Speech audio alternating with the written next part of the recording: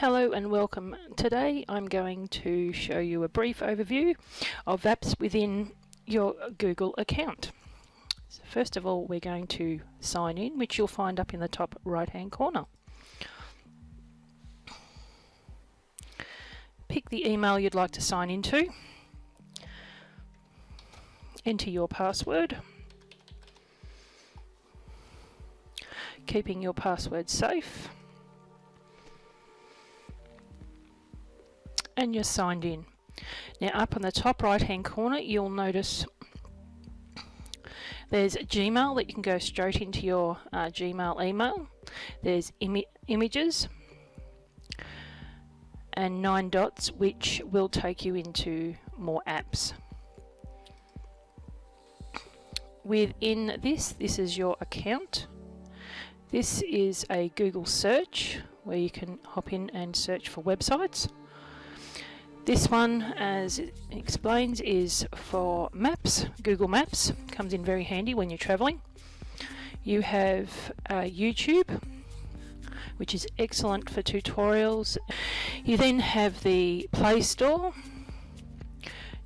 News, another app to navigate back to your Gmail, Meet, which is a bit of a social platform, Contacts, which is handy for storing all your contacts, Drive, which is an online storage, Calendar, handy for keeping track of all your appointments, Translate, which is excellent if you're needing to translate any language, whether it be English to another language.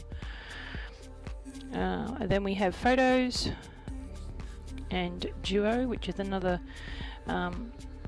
social platform similar to the likes of Zoom and Skype.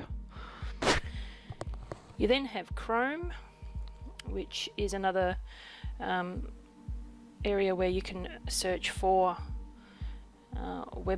websites.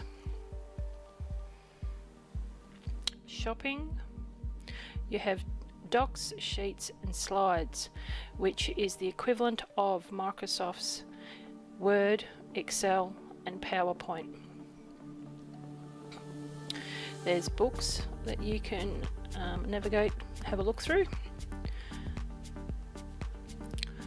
Blogger, Hangouts, which is just another social media platform. Keep, which is excellent for notes. Jamboard, Classroom, which is excellent if you want to deliver some information to a class. Google Earth, another like a map navigation app.